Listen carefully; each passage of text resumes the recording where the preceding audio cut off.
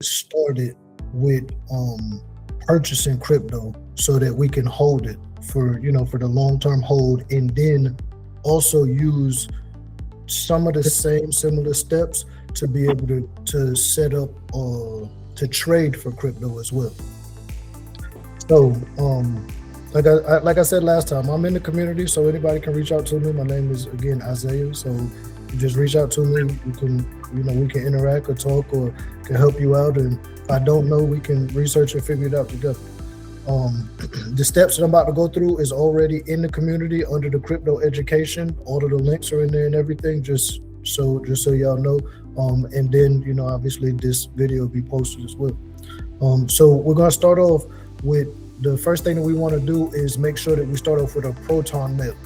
So we're going to go to proton.me, right? Which is, you can see up here, proton.me is going to bring you to this landing page here, which we're going to sign up for ProtonMail. And the reason why we want to sign up for ProtonMail is because ProtonMail is encrypted, right? So it's encrypted to use the same encryption technology that blockchain technology uses. And when we're starting to talk about crypto, we're talking about self-custody. So we're taking ownership of our own finances. So we don't want to put in a Gmail or a Hotmail or AOL or whatever the number of email accounts is. We want to use something that has encryption. And ProtonMail has encryption that the people that work for ProtonMail can't even look at the emails that are sent, even if they get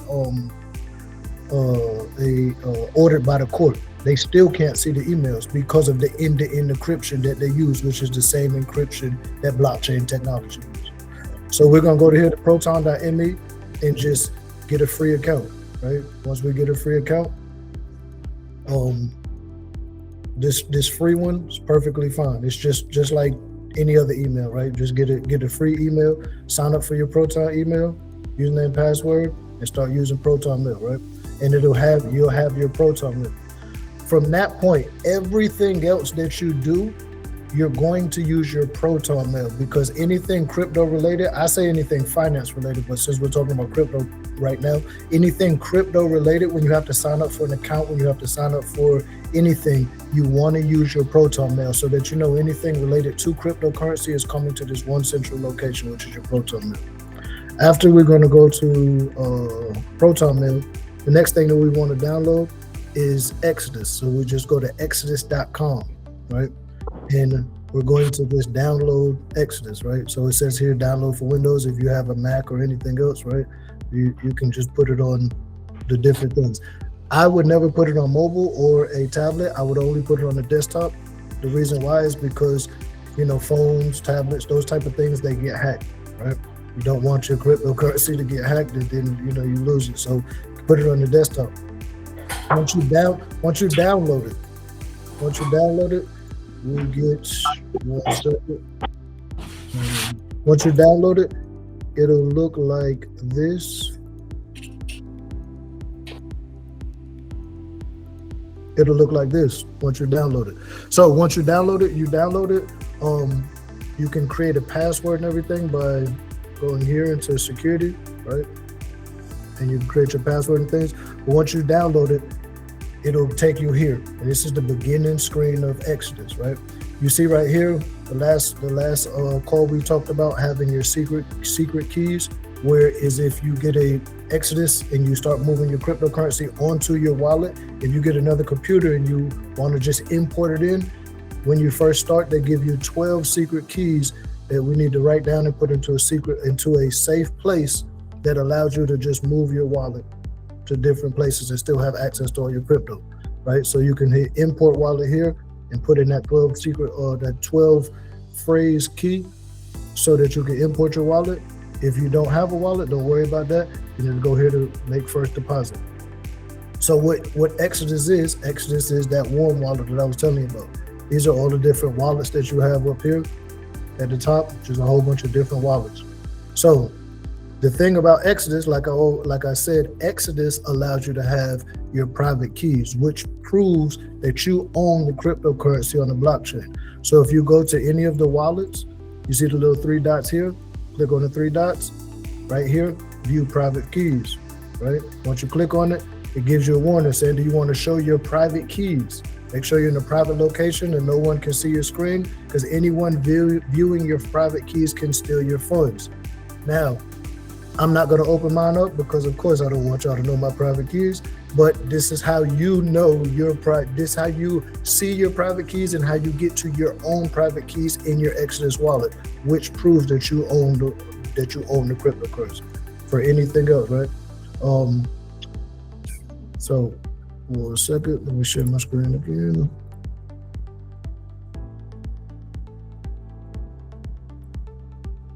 All right. So, after we download Exodus to our desktop, then the next thing that we want to do, we want to go onto an exchange, right? An exchange would be like Coinbase, like Crypto.com, like Kraken, right? Those different exchanges. And then we go to sign up. Once we get onto the website, we go to sign up. Remember, the email that we're going to use is your ProtonMail.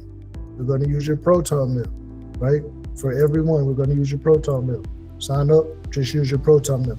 Once you use your ProtonMail, you should get an email into your ProtonMail saying, just to verify your account. Once you verify your account, then you log on, and it goes through the list of cryptocurrencies. And then at that point, you can start purchasing cryptocurrency. You can link your bank account to the exchange and then purchase cryptocurrency, and in that way. That's one way to on-ramp. Me personally, I feel like that is the easiest way to on-ramp right now for beginners. There's other ways that we can also do it, and we'll get into that later on down the road, but this is the easiest way to do it. What I did personally, I created a separate bank account, and then with that separate bank account, I put funds into that bank account and then link that separate bank account to my Coinbase account. So anytime I want to purchase funds in Coinbase, what I do is I transfer funds into that bank account that I set up specifically for cryptocurrency, and then just purchase my cryptocurrency in that way. And then you can set up the cryptocurrency you can do a one-time purchase, you can do a reoccurring purchase, so you can dollar cost average into it every week, every 2 weeks, once a month. You can do either or, right? And then once you do that, then you can then transfer your currency into Exodus. So quick question, just so my brain can kind of grasp it, Exodus is like my Chase account and Coinbase is like my Webull account? So Coinbase would be more like your Chase account. That's what holds the money, or am I trading in Coinbase? So Coinbase has two different sides, right? Because when you're talking about cryptocurrency has the buy and hold aspect. Think of it like when you're buying stocks and holding it for long term, right? So that's one side of cryptocurrency. The other side of it is the trading side, which is, like you said, your Webull. So we're not going to go into the trading aspect of it tonight, because that goes into a whole nother platform and setting up additional wallets and things like that to then link it to that platform. We'll do the trading aspect of it next week. But so the Exodus, I think I'm just confused. The Exodus, you need it for the Coinbase? No, you don't need Exodus for Coinbase. You need Exodus. Exodus is just a wallet where you hold your cryptocurrency. And the reason why I say get Exodus is because Exodus allows you to have your private keys. And if you don't own your private keys, you don't technically own your cryptocurrency. It's like the equivalent of having a bank account, and every time you want to purchase something, withdraw money, or use your own money, you have to come see me for the PIN number. Or not for the PIN number, but I got to put the PIN number in for you. So if you leave your cryptocurrency on the wallets that the exchanges have, you don't technically own your cryptocurrency, because the exchanges don't provide you with your private keys. Wow, thank you. Not a problem.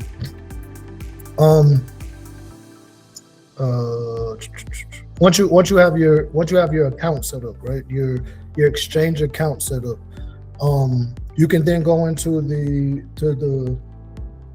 crypto watch list, and it's a couple of different coins in there that have been dropped in there that are that are, in my opinion, they're good long-term plays.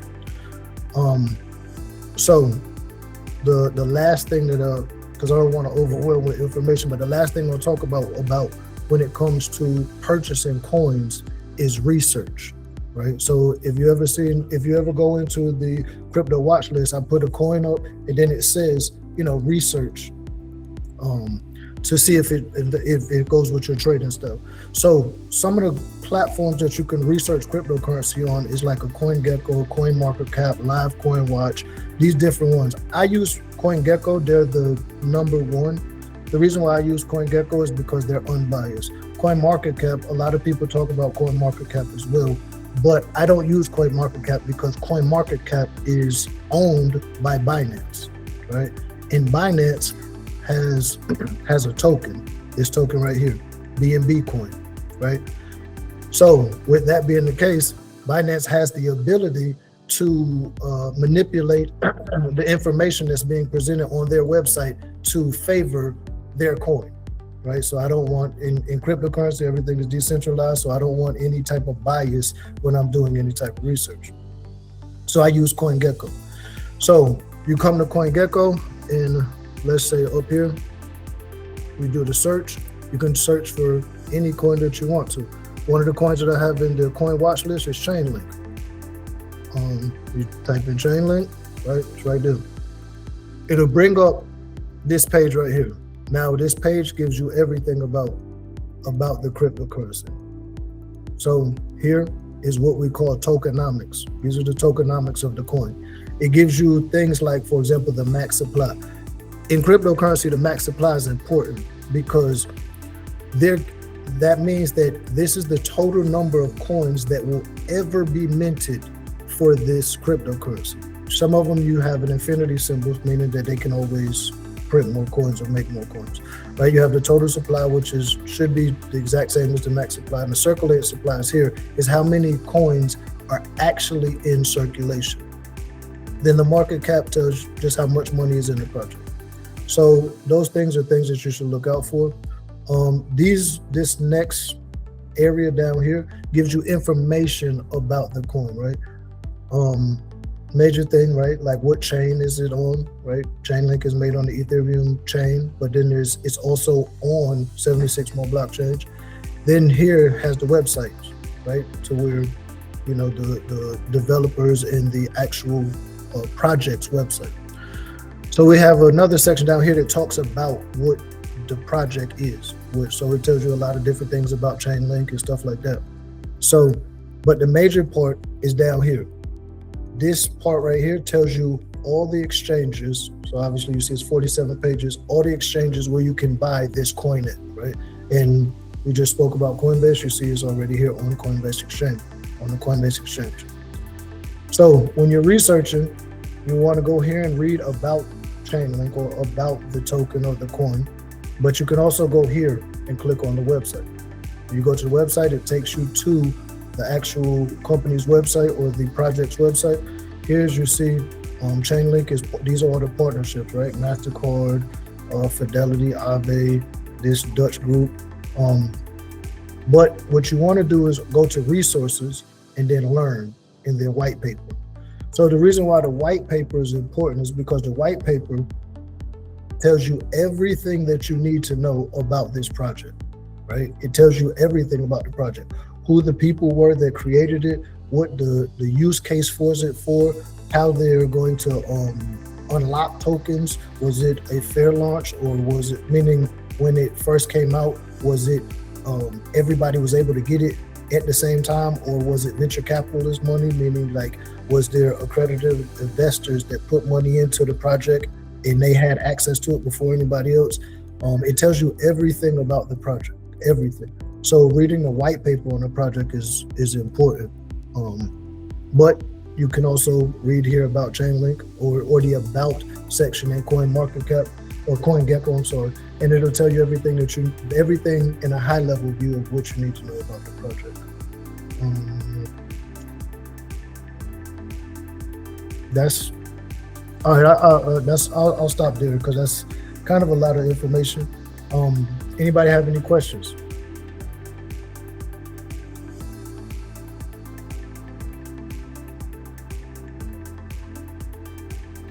Yes, sir. Hey, I have a question. When you was talking about the white pages, you Mhm. said when cryptocurrency is created, you said it would either go two different routes. Either investors first, venture capitalists first, or open to the public. Mhm. That's Which one do you prefer, and which do you feel like is better? So it really just depends on the project, right? Because a fair launch project is just that, it's a fair launch, right? So that means everybody has access to the project. Venture capitalists, like for example, Ethereum was a venture capitalist project, right? When Ethereum first launched, it took VC money, and the VCs pulled their money out. But Ethereum is also, in my opinion, is probably going to be one of the best cryptocurrencies to purchase, because long-term wise, everything, like I said before, a lot of things are built on top of Ethereum. And even though Ethereum has an infinite coin supply, they have a burning mechanism. So it kind of really just depends on the project and what the use case of that project is. Okay, so is there any downside of either one, or So the downside of both of them could be, right, like if you're doing a fair launch project, then that means that the market cap is based off of just the people that put money into the project, right? So it might take a little bit longer to catch on, right? Because one of the ones that I really like is Casper. And Casper was a fair launch project. And here, I'll show you real quick. Casper was a fair launch project, but as you can see, right?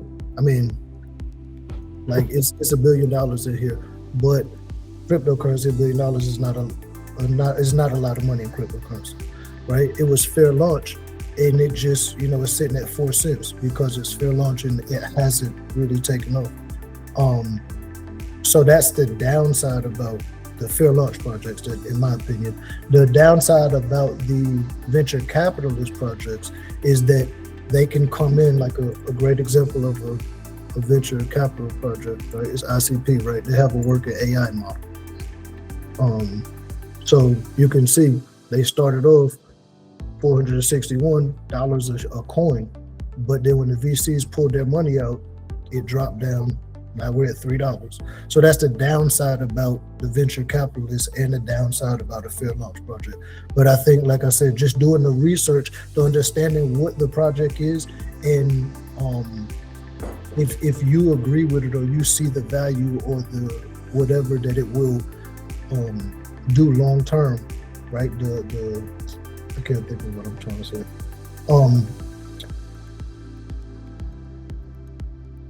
The solution that it'll solve, the problem that it'll solve, then that's, then by all means invest in it. And the thing about investing in cryptocurrency is you don't have to invest, like for example, ICP is $3, right? You don't have to invest $3 in a coin, right?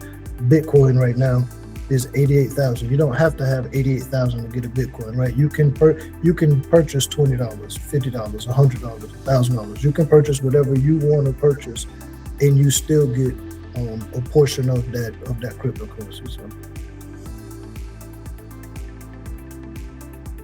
yes, sir. Yeah, that's great. Freaking you say application, so that's key in knowing if the crypto is going to be something or not, right? Is when you're doing your research, what application is it solving, and who is involved in it, right? Like what other companies has adopted that crypto application, right? Because I remember early on with XRP, right? Before we had gotten into that that court case, SEC thing. Their application is actually freaking legit, right? They're able to their blockchain helps countries and things able to move money fast. Yep, cross-border payment solutions. Okay. So that application on these new upcoming blockchains and crypto is going to be key when you're doing your research, right? And who's adopting, right? Okay, that's beautiful. Another thing, if I lose my key, somebody got to get my money. What happens? I lose my key. What happens? I'm glad you brought that up because I forgot one thing. So this thing right here, right? This notebook is called Shield Folio. Now I have this, and the reason why I have this is because I use this for all of my like seed phrases, my everything, right? Like my private key, well, not my private keys, my seed phrases, my secret phrases and all that. And the reason why is because, like, right, you see right here, it's waterproof. The pages are waterproof. It's tear resistant.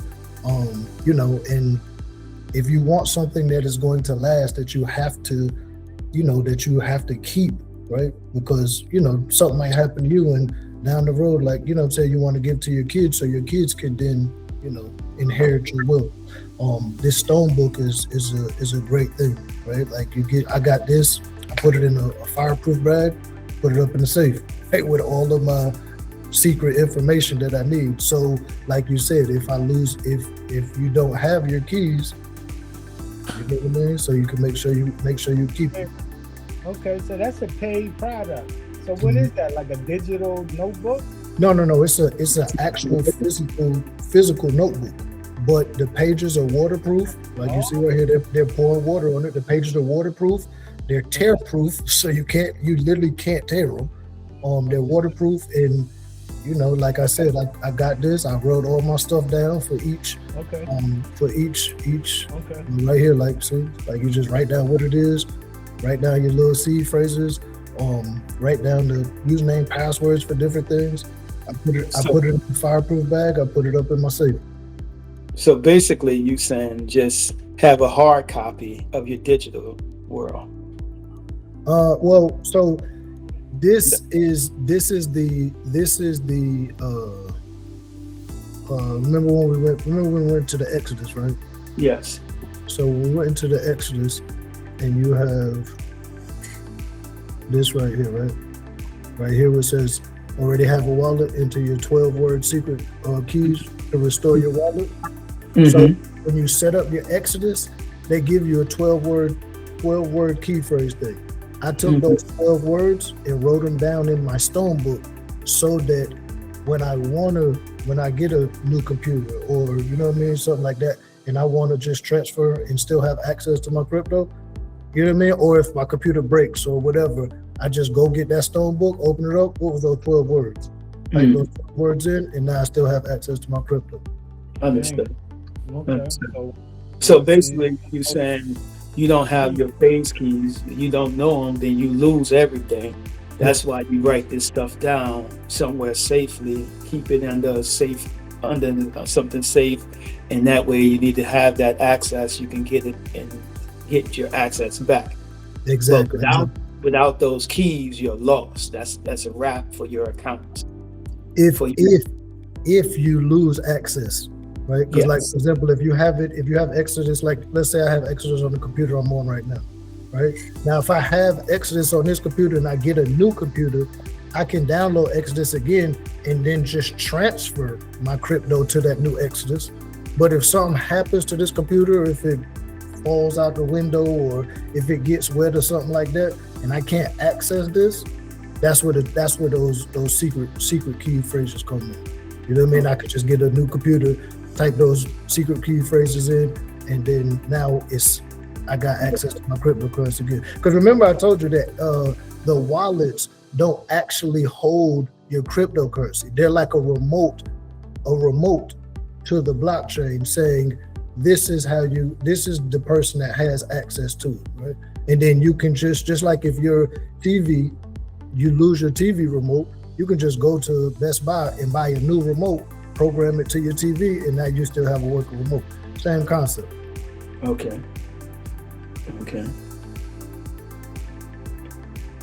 That makes sense. Anything else? Any other questions?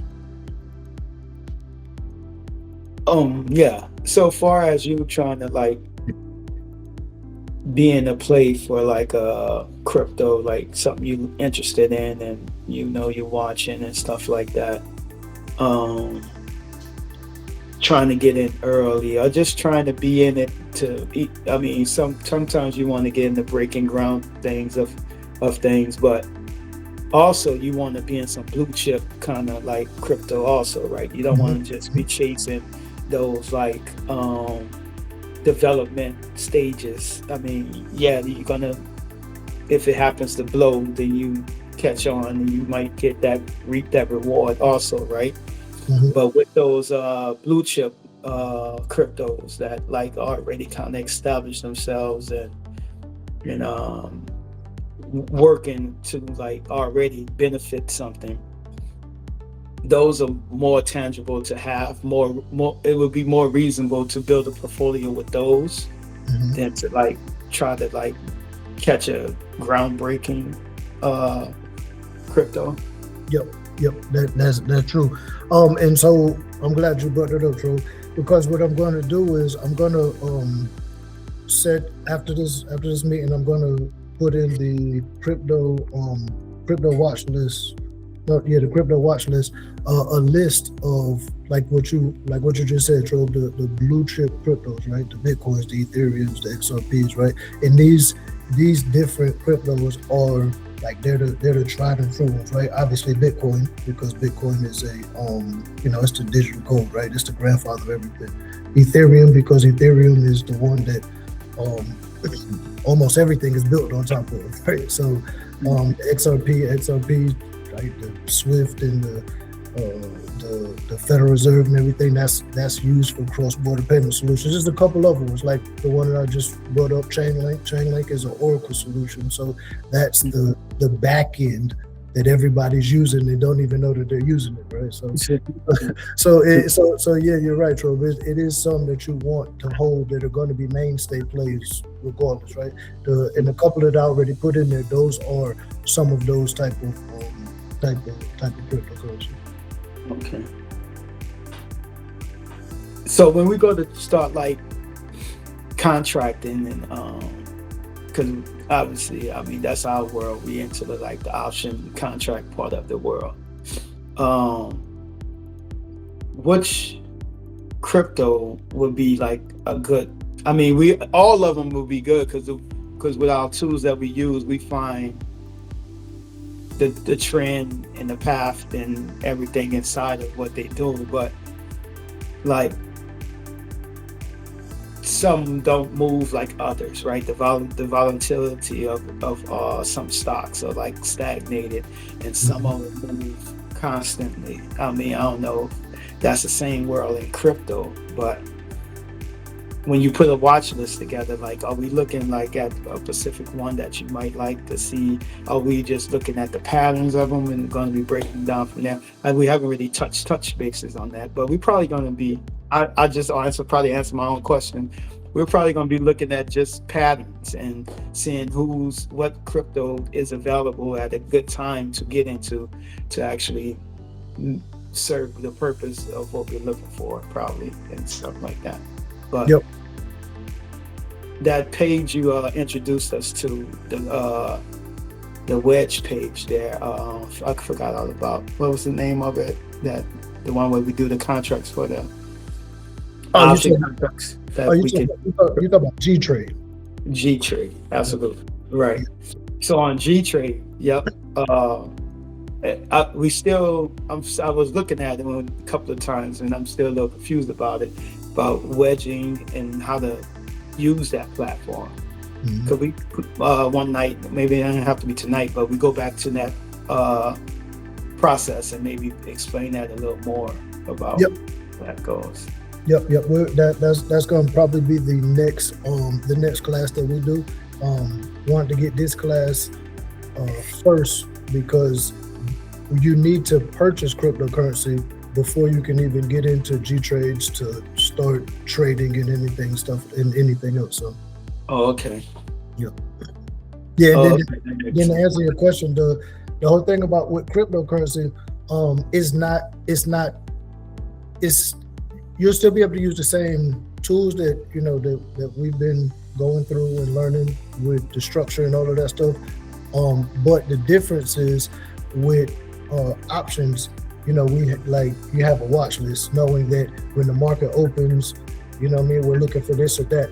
Cryptocurrency never closes. It's 24/7, 365. So we're just looking, we'll probably more than likely just be looking for zones and saying, okay, if crypto comes here, then look for this. If it comes here, then look for that, right?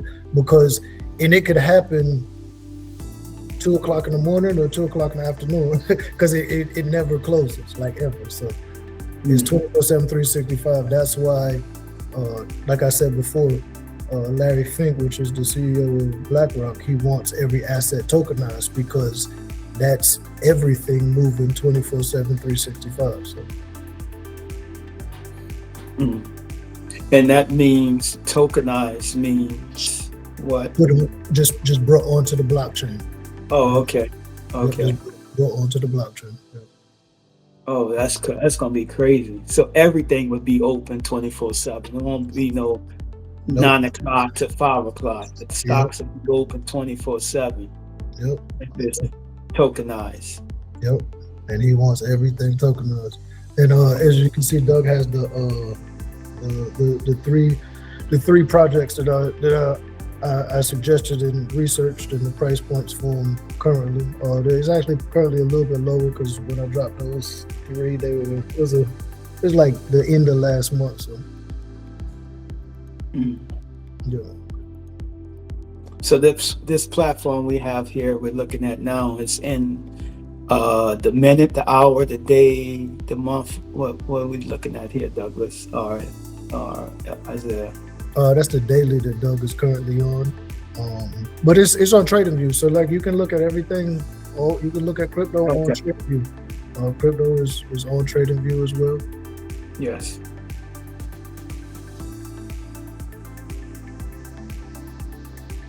Yeah, so it's the same.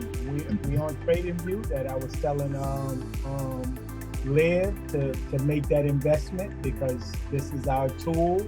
We got damn construction workers, so we utilize TradingView as our hammer, as our drill, as our everything, right, to build what we need to build. So on TradingView, they have a crypto, right? They have a whole crypto section, right? So you go and tap into that crypto section, and then you'll find a array of crypto assets. Cause they got how many crypto assets? They got thousands. Yeah, right? they got over 10,000 cryptocurrencies, but that goes into what you were saying earlier, Trobe. Like, you know what I'm saying, you want to have, we're going to be looking at the what you consider like the blue chips, right? Because they have the Doge coins and the fart coins and the unicorn and this, that, and the right. Those are all meme coins. I'm not saying that people don't make money off of the meme coins. They do, but those are not the things that you want to lean into for the long-term plays. We want to look at things that have like long-term values as far as the investment side. Now, trading wise, we're gonna trade what we see. Right, what we see.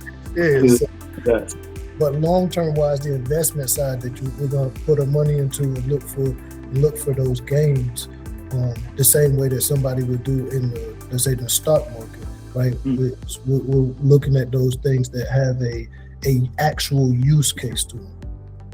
Okay. Definitely. Yeah, that's beautiful, cuz. Thank you, man. I'm definitely ready to get plugged in,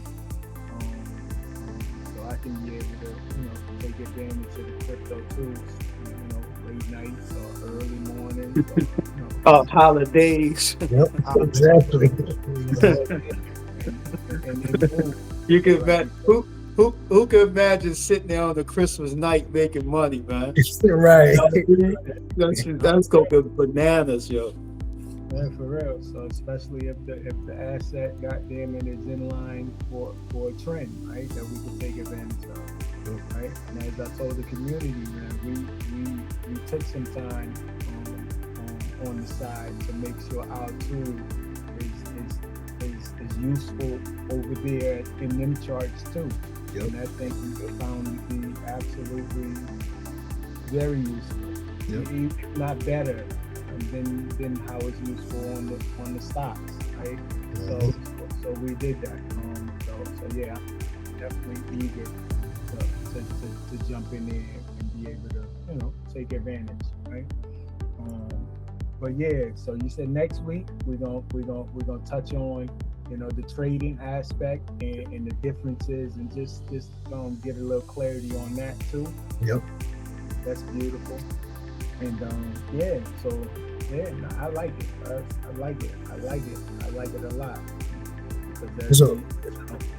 So I just, if anybody has any questions or anything was not clear that I went over today, please reach out to me on the Discord, right? Like we can set up a one-on-one. You know what I mean? Me and whoever can sit down and one-on-one and go through step by step if you want to, and we share screens and just literally go through step by step if you're confused or if you don't understand, or if you just have more questions, right? Just reach out.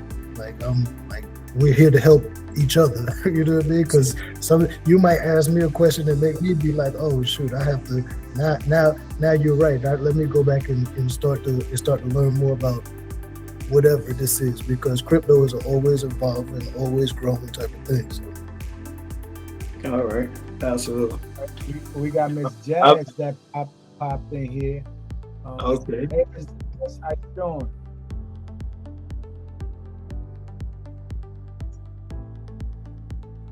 Okay. Yeah, no, she said hi. She said hi in the chat. Can I just ask something? Because I'm kind of new to the whole just financial literacy and the things you can do when it comes to the world of money. So buying crypto is the long game investment opportunity, and then trading crypto is how you make money off of that. Do I have my understanding correct?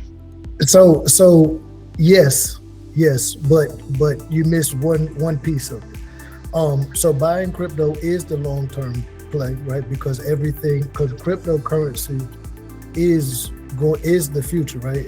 I say the future, but it is the now, right? It's just they haven't flipped the switch, so to speak. But yes, buying cryptocurrency is a long-term play of it, and trading is how we can make money off of it as well, right? Go ahead.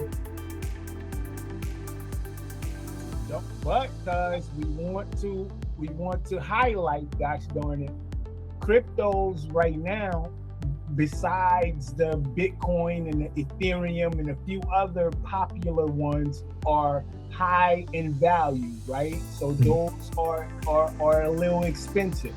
So you have your XRPs, you have your other Cardanas that are popular as well, that are a little feasible in price, right?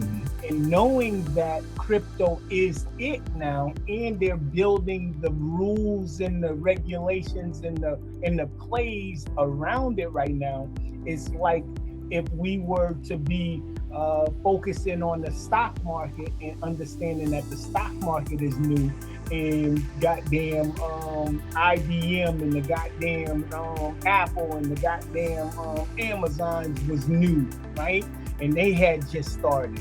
This is the same thing, right? Crypto is going to be the next, right? Right? So therefore, I only say that to say there are crypto assets that are feasible in price, $2, $3, $4, $5, that is feasible. We should be investing, having some of those what is it, shares, cuz? It's coins, tokens. But let me just caveat over what you were saying, Doug. The beauty about cryptocurrency, unlike stocks, is that with a stock, like for example, if you want to buy a stock and the stock price is $500 a share, that's how much you have to pay to get a share. With cryptocurrency, like for example, Bitcoin is $88,000 a coin right now. You don't have to have $88,000 to purchase a Bitcoin, or to purchase into Bitcoin, because one Bitcoin, it can be broken down to 1 million what they call Satoshis. And the reason why they call it Satoshis is because the creator's name was Satoshi Nakamoto. But it can be broken down to 1 million pieces, so to speak. So if you buy $20 worth of Bitcoin, that's still you having a piece, right? The same thing with Ethereum, right? If you purchase $50 worth of Ethereum, you can still own some Ethereum, right? And still see some type of gains from whatever you want to purchase in it, unlike the stock market. That's great clarity, and I definitely didn't hit on that because that wasn't knowledgeable to me to even hit on. But my main point was, we want to own pieces of these cryptos. So when we're trading, we want to use the trading avenue to have that goddamn trade pay for some of our coins to build our portfolios. So that is going to always be the aim. Just like on the stock options avenue, we want to be able to utilize some of these gains to go off and buy a goddamn share or something to build our portfolios. Because when building the portfolio, that is the meat and potatoes right there. That is going to be our goddamn wings fly off into the goddamn next universe. Because once we build up a portfolio and have the stock options paid for that portfolio and have the crypto paid for our crypto coins, now we can do whatever it is we want. Because now we can get loans on our goddamn portfolio if we looking to go ahead and do something next, to buy a building or buy an asset. You can get a loan on a portfolio. Yep. And then they just the portfolio is everything. Yep. And they just recently put into regulation that they're going to start looking at crypto assets as a part of, your overall net worth.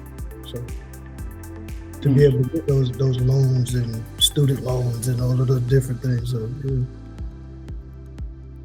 And then a beautiful thing about it is, with everybody already trading options, right? You can take some money out of your options account and then, put it into a bank account and then use that to buy cryptocurrency. You know what I mean? And then use that to fund your trading account. So, you know what I mean? Like, you don't have to do anything more than you're already doing, right? Like, we're already in the process of, I know when I was young, right, I used to hear people say, you let your money work for you. And when I was young, I had no idea what that meant, right? But we're in the process, or in the environment, to now allow our money to literally work for us, right? We put in money into the options and then started seeing growth on that. And then now we have the ability to slice a little piece of that off, put it in the cryptocurrency so it can grow. And then put some of that into the trading aspect and watch that grow too. So now you only invested in one thing, but that one thing, like one of my favorite books is The Richest Man in Babylon. I suggest, if anybody hasn't read it or listened to it on audio, it's free on YouTube, go listen to it.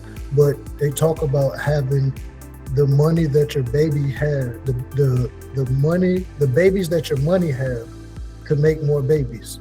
Right, and that's what we're here talking about doing, taking the money and investing it into options, and then allowing that money to continue to grow and continue to grow and continue to grow.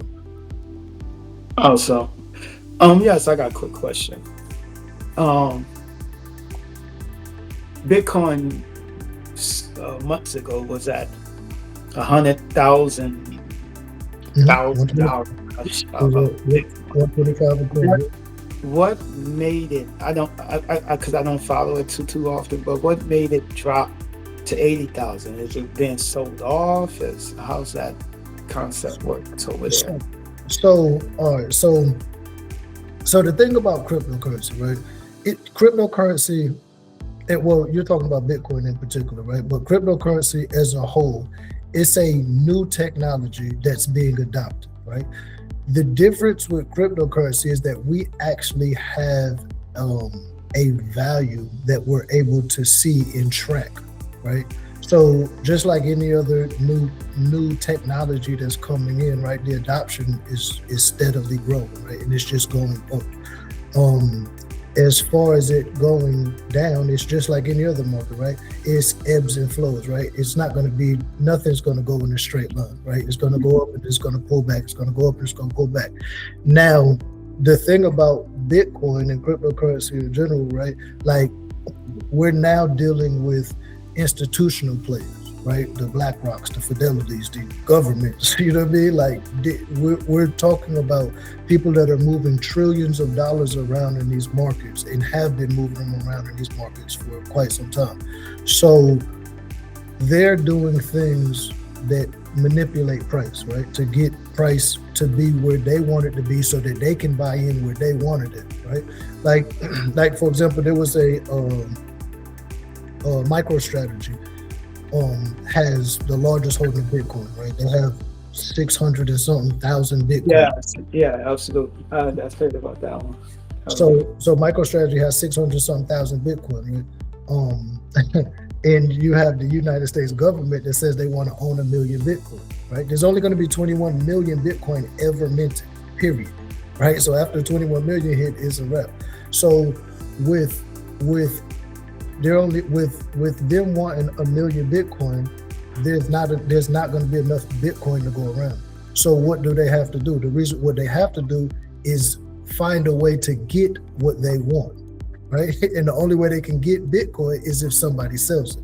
So there was an article that was just produced for saying that JP Morgan is purposely trying to short the price of Bitcoin because MicroStrategy owns so much Bitcoin that the only way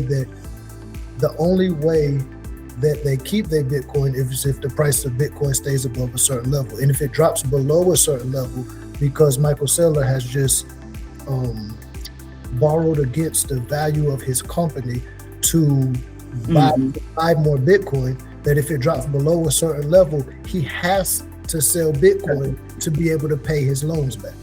Oh, so with him selling it now, he's releasing his ownership, so that gives them a chance to buy that ownership from him. Exactly. That makes sense. In the sideways. That's the play. Right. You know what I mean? So it's like, for example, there's these people that are coming in, they've done things and they manipulate markets in different ways, right? And they do it in the stock market, they do it in the just the regular trading market, right? In options and things like that. So, they're bringing their same bad habits or the same habits into this Bitcoin. Yeah, into this digital world. Yep, exactly. So, wow. So the rules ain't changing, the game ain't changing. It's the people are still the people because they got the money to do what they always have been doing. Yep. But now we have the tools actually to participate. Not the money yet, but the tools. Hey, but it's like one of those things, Trob, I say, right? Like you hear, right? A high tide raises all ships. Yes, you know sir. what I'm saying? And if we have the tools and we have the ability to go and see what's going on, because that's a part of the blockchain technology, it's all transparent, right? If we have the tools and the ability to see what's going on, then you know what I mean? Yeah, they might be over here putting 100 trillion in, but I could put a couple thousand in. You know what I'm saying? And I'm a rise with them. Like, right. You know what I'm saying? Right. Yeah, absolutely. Yeah. Got it. Makes sense. It all makes sense, man. We riding with the whales, man. We'll take the little plankton that falls off, but that's plankton for us is you. Right. But this is gonna be great. This is gonna be a game changer for real. Like I say, that I tell you what, though, with this talking of the crypto with you, Isaiah, I think I'm feeling more comfortable and understanding the process of it all now, and it helping to take that next step in the process too. Because in the beginning, people is anything new, we kind of like, but nah, it's the thing of it, with the knowledge you've been given and the little bit of education you have like exposed to us, I feel comfortable with the move of moving towards investing in some crypto. Honestly, I think I'm ready for that process. Well, that's great, man. I know, and that's the one thing about everybody. Jazz, I'm gonna get to your question in a second. That's the one thing that I think with everything, right? Like it's a lack of information that we have that allows us to make an informed decision, right? Like, not saying that you should go one way or another, but it's just, the lack of information. And I think that, the powers that be, right, that control all of this, they have not given us information on purpose because they don't want everybody to be able to make the money, right? Because like we're literally in a transfer of wealth that is transferring from the old fiat system to a new digital age system, and they've been telling everybody, oh, stay away from it, this ain't good, it's not it's volatile, it's nothing to do. But in the background, they over here, having these type of meetings, but talking about these type of meetings about everything in existence. You know what I'm saying? So yeah, man. Exactly. Lining up what's next and putting in those payment, the rails and the plumbing and building the house and all of that. They're doing all of that in the background while they're telling everybody, nah, don't do this, stay away from it. Because when they say, okay, this is how we're going to do it, when everybody, maybe 3 to 5 years, everybody who has a job is going to be like, all right, well, you got to set up your crypto wallet because we're paying you in stable coins now. You know what I'm saying? Like, that's coming. That's coming. It's not even a thing. It's coming, right? Mm-hmm. So, like, for example, has anybody transferred money, like wire transfers recently? All right, so let me ask you this, Coach. Have you realized that the wire transfer back, like just last year, it used to take like 24 to 48 hours, right? Now you do a wire transfer, how long does it take? Almost instant. Because they're already using these rails. They're already using these systems. They're just not saying nothing about it, but they're already using it. They're already using it. Even like peripheral, like I know people in the penile system now, they getting this shit instantly. Yep. Like for real. Like you get this money, like in every aspect of transaction to sending money is like instant. When a year ago, 2 years ago, it was like 24 hours. Wait. Yep. You're lucky to get it done in that same day. That same day, yeah. It's lucky. Yep. They can even 24, 48. But because 2 years ago, the Federal Reserve, they came out with papers talking about how they were testing out payment rail systems, and they listed out cryptocurrencies that they was testing. One of them, XRP. You know what I'm saying? Like what? Like, you know what I mean? Like they're all the major cryptocurrencies that they were talking about testing. The XRPs, the XLMs, the XDC. They were talking about these in papers that they were publishing and pushing out to their company and to the people that they interact with and do business with. Right? This was a couple years ago. You know what I mean? So now we're seeing it, but they're not telling us until they want to say, okay, everything is already switched over. You know what I mean? Real quick, Jazz, the cold wallet that I would recommend, I personally use ledgers. I have multiple ledgers. Those are the ones that I recommend, but Trezors are pretty good as well. But I use ledgers because they're the top of the food chain right now. Right? They haven't had any hacks, haven't had any security issues. So that's why I use ledgers. But I only get my ledger from ledger.com. I do not get it from Amazon. I don't get it from FBot, none of that stuff. And the reason why is because you can purchase something and then send it back.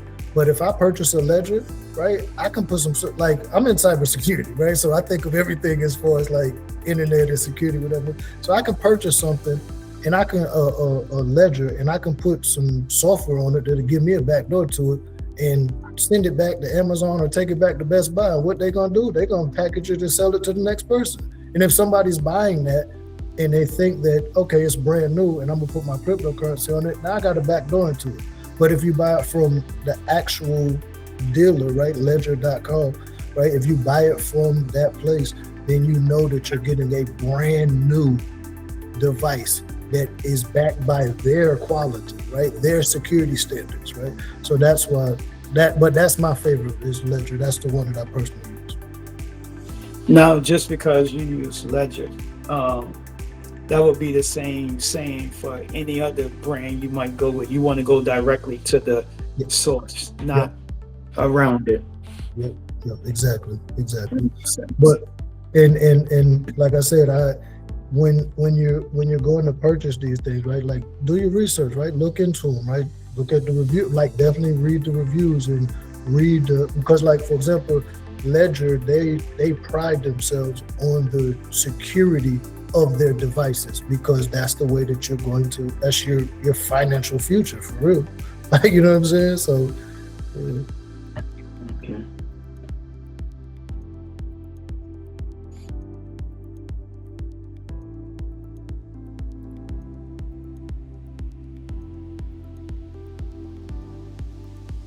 yeah, Jazz. Yeah, Bitcoin processing is slow. It definitely is slow. But Bitcoin is more of a store of value, right? Like, people buy Bitcoin and it's like digital gold, right? Like, you're not going to see people walking around with gold because gold is heavy. It's cumbersome. People ain't chipping off pieces, right? That's what Bitcoin is. Bitcoin is more of just a store of value. That's going to go up over time. But the thing about even like investing in Bitcoin for a long term, right? If you're looking for gains, there's other cryptocurrencies that you're going to see a higher rate of return, right? Like, for example, for Bitcoin, for you to, let's just say you put $100 in Bitcoin, for that $100 to turn into $200, Bitcoin would have to go from, let's just say it's at 90,000 now, to 180,000, just for you to see a double of your money, right? Whereas, like, for example, if you put $100 in the XRP, for that $100 to turn into $200, XRP would have to go from $2 to $4, right? You know what I'm saying? That you know what I mean? So it's some things that'll give you a better rate of return, so, and then like I like Ethereum is just, ETH is going to be something different, and I think a lot of people don't have no idea or understanding of what ETH is going to be, because everything built on Ethereum is crazy. And then Ethereum, they have a staking mechanism now to where, when you stake ETH, it will bring you back more ETH, right? So right now you have to have 32 ETH to be a node validator, which is, the people that help do the transactions and keep further securing the network. Oh, so it's funny that as long as the high gas fees. So ETH just created a patch. It's called Pyth, I think it is. I think it's Pyth. So what that is doing, that they're helping to lower the gas fees by making all the layer twos. They get transaction fees from all the layer twos, whereas before they wasn't getting transaction fees from the layer twos. And what that also does is that also helps burn more Ethereum, which is going to then, help the price, because layer two, like, again, you can go through and look and see all the different cryptocurrencies that are built on top of Ethereum. So every one of those transactions are not only paying transaction fees, but are causing ETH to be burnt off the network. So yeah, I think when people, especially like these big companies and stuff, when they wake up to understand what Ethereum is, realizing that just holding that asset will continuously bring, like, it's a passive income. It'll cause their company value to continue to just go up just from holding the asset. ETH is a major deal. Mm-hmm.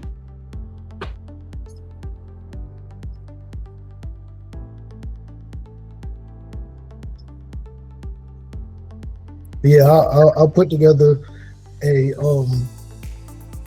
just a list of Polygon. Polygon's a good blockchain. It is. I have a little bit of it. I haven't done a lot of research into Polygon, but I feel like it's a pretty decent blockchain though. But I'll come up with just a watch list of coins that, like you said, Trope, like the blue chips, the ones that the mainstays in your portfolio, right? So that you can start to do some research and look and see what they are, right? Like and what partnership they have, the people, the developers and things like that, who those people are. And then, if it lines up with you, then start purchasing small amounts of it or large amounts or whatever your investment style is. Okay. Yeah, cool. Yeah, that would be good. Because we're in a good position now, like literally right now, we're in a really good position to start dollar cost averaging into these projects. Yeah. What's that, cuz? Dollar cost averaging. So dollar cost averaging is just it's an investment strategy that instead of waiting till you feel like everything is at the low and then throwing the entire bag in it, right? So you just put in a little bit in on a regular, consistent basis, so that no matter if the price is at a low, at a medium, or at a high, you're still putting money in. So over time, as the project continuously goes up, your entry point, right, that you paid for is at a consistently low level, right? Because if you put, let's just say if you put $50 in every other Friday, right? If you put $50 into Ethereum every other Friday, no matter if Ethereum is $2,000 or if Ethereum is $5,000, right? You're still just averaging your way into the project, so that over time, you're still seeing pretty good gains. Understood. You keeping your increments of the same of investing, but if it's at a high, then you ain't gonna get as much as you got last week. But if it comes down to the low, then you might get 2 times your $50 instead. Yeah. But either way, you're still getting something in your investment, and it's consistent and consistent and consistent. Yeah. That makes sense. And then as the project grows, right, your investment is growing as well. So the average entry price ends up being lower because you invested when it was low and you invested with a high. So if you invested when it's low and it's high, what's your average entry price? Is right in the middle. You know what I mean? Mm-hmm. So, yeah, makes sense. That makes sense. So basically, just get your set amount and find something you're interested in, and just make your weekly endorsements, and that way you're always be in it for when it does move. That makes sense. Yep. That's cool.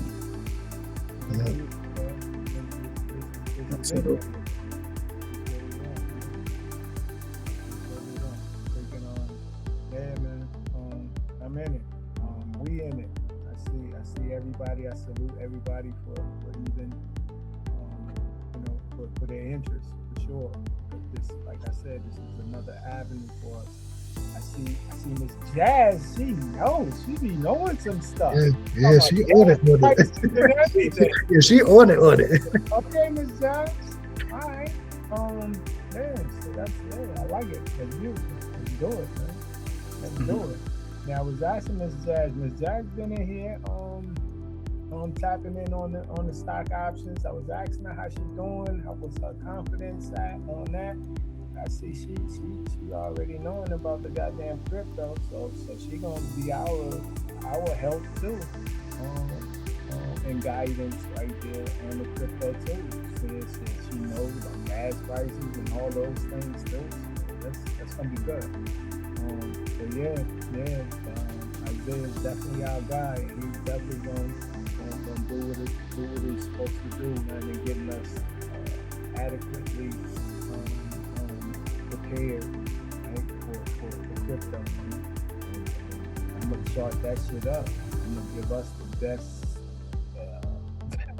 the best goddamn levels to be able to take advantage of these assets, right? So, yeah, it's definitely a beautiful dynamic to stuff. But salute guys, and I thank you for sure. Man, I appreciate you, man. So we all in here together, man. Like I said, next week I want to go into the G trades, right? Like in just walk through how to set up G trades. But just FYI, before we can actually take advantage of the G trades, right? Like this portion is important, right? Because we have to be able to purchase the crypto before we can get involved in G trades, right? And G trades is just a decentralized trading platform that we connect our warm wallet, which would be MetaMask. We connect MetaMask directly to G trades, and we trade from our wallet to the trading platform, and trading platform directly back to our wallet. Right, so it is decentralized. So it takes the middleman out. It goes us to the exchange right back to us. Right. So, but so basically, on it next week. I know you're gonna go in on it next week, but shit, we could go in that piece with $5 in trade, huh? Well, you got the minimum is $5, so you got to have at least $5. So. Okay, that's good. Okay. No, I don't use Trust Wallet, but I've heard of it. I've never used it though.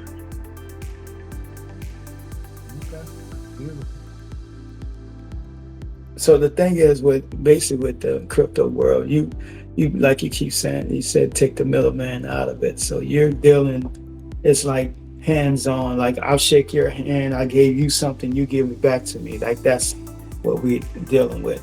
Like it's no like, okay, you're dealing with such and such outside of the company because you're dealing directly with the company of whatever platform you may be using. Is that the case with the decentralizing world? Is that that's a good analogy for it.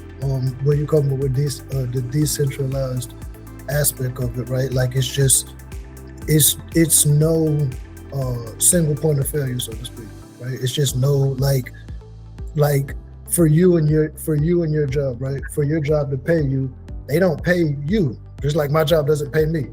They pay the bank. And then the bank says, here goes your money. You know what I mean? That's the middleman. You know what I mean? Okay. So, whereas if, like, for example, the quarterback that was on Clemson a couple years ago, a white guy, long hair, I don't remember, but he got part of his contract in Bitcoin, right? And I remember that guy. Yeah, the NFL, what they did, they sent it directly to his wallet. Right? So it was no middleman. They sent it directly to him, right? Because he controlled his own wallet, right? So they sent that money directly to him versus sending it to the bank. And then the bank being like, all right, so we tracking it and we got X, Y, Z, blah, blah, blah.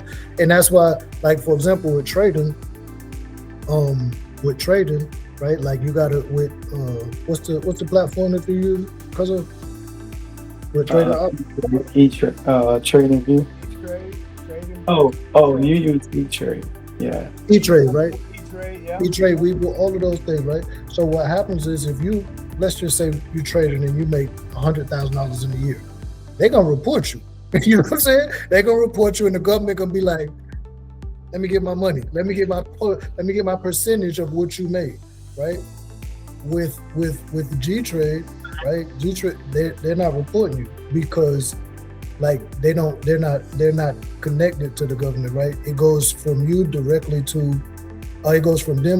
to your wallet.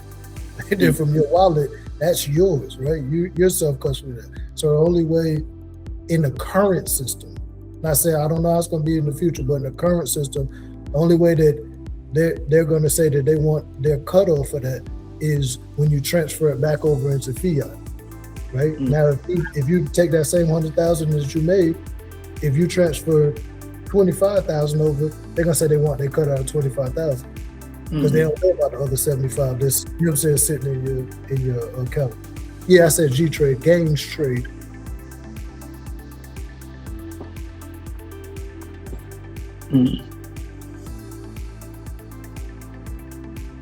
But yeah, man, I appreciate y'all, man, for the, just the conversation, man. This is because this is what you do. I understand. I love It's good to pick the brain a little bit. You said, I hear that. And so basically too, like I noticed with informationers and researchers and stuff like that, like they get so much information and not having when you get your information, you want to share it because you want to. The more you talk about it, is the better way of saying you learned it or you know what you're saying. You know what I mean? You know what you're doing. So it's like, yeah, you got all this information, you've been holding it, and it's like bringing it to the community is your way of like releasing it to gather more information so you can get some more stuff you can talk about and learn about this stuff, which is beautiful. Yes, it's been great. But like I said, I felt 100% more confident in the crypto process by talking this and you going over this process with us. So yeah, I'm ready, man. I feel it. I'm ready. So yeah, it's been great. I know the last time we talked too, that was even an eye opener. I'm like, oh, okay. The way you talk about the wallets and having your own key phrase and if you don't have your own, you don't own it we wouldn't even own that just going out in the world and just jumping into the water. You know what I mean? But yeah, that's beautiful. That's no. Okay. And Jazz, I just put the link to G-Trade in, but like I said, next week we'll go over that and a little bit more. So not a problem. Cool. And again, like I said, anybody reach out to me, like let's talk about it. Like, you know what I mean? Like I'm all for it. Let's talk about it. Let's go through it. Let's, there's no need to be for any of us to be uninformed, right? Because we have not only the ability, but we have the information. And if I'm not saying that I have all the information, but what I can say is I can tell you, or I know where we can go look for the information, right? And not having the information is one thing, but it's important and it's powerful to know where to get the information from. You know what I mean? So, absolutely. Yeah, like I was, no, you was this Napoleon Hill, man. One of the people that he interviewed and studied was Henry Ford, right?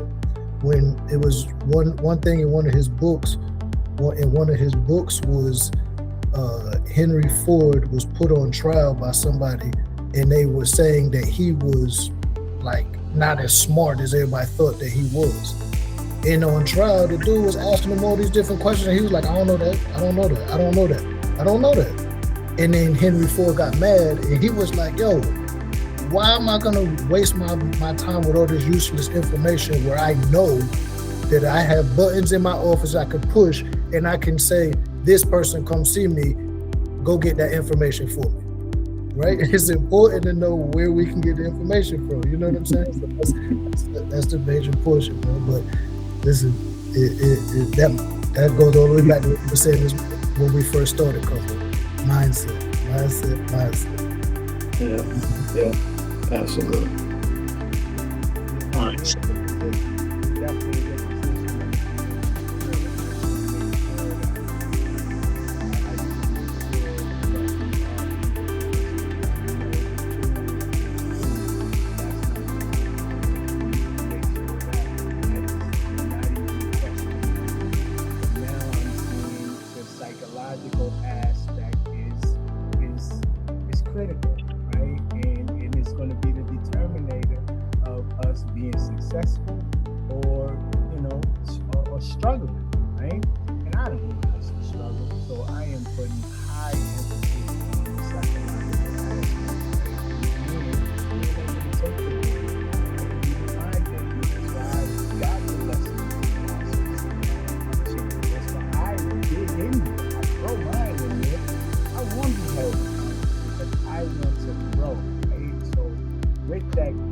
comes data, right? So, and I am analyzing everyone in the community too. Like if I don't hear from you, and I see something's going on, and there's no shame or harm, because the overall objective is us getting to the financial avenue and the financial projection that we are trying to get to. So if that takes for us to be reflecting on some psychological pieces that we are not, that's hindering us from getting to that financial freedom, then we need to pinpoint that. So that's what my target is now in the community. Like I said, put some reference points in there and some structures, right? Some goals, because I know when I first started trading, I'm trying to hit this bitch out the park. What? You got 600%. You got 1%. Wait, what? The market is that type of game, right? Cool. And when it does,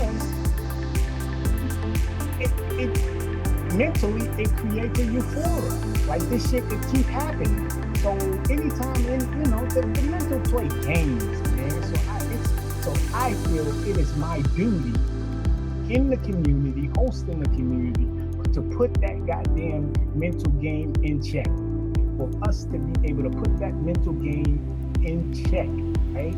So that we know we have a purpose in it. We ain't gambling and we ain't going on a euphoria ride thinking we could get home runs every goddamn time. No, goddamn it, that home run that we got, if we got the first home run, cool, that should give us enough cushion to chill, goddamn it, for a week or 2 weeks. Let's analyze the chart. Let's go dig into the lab so we sharp and get the absolute accurate trade on the next trade that we get into. That don't mean let's go blow it. Let's go freestyle. Let's go jump in this one, jump in that one. No.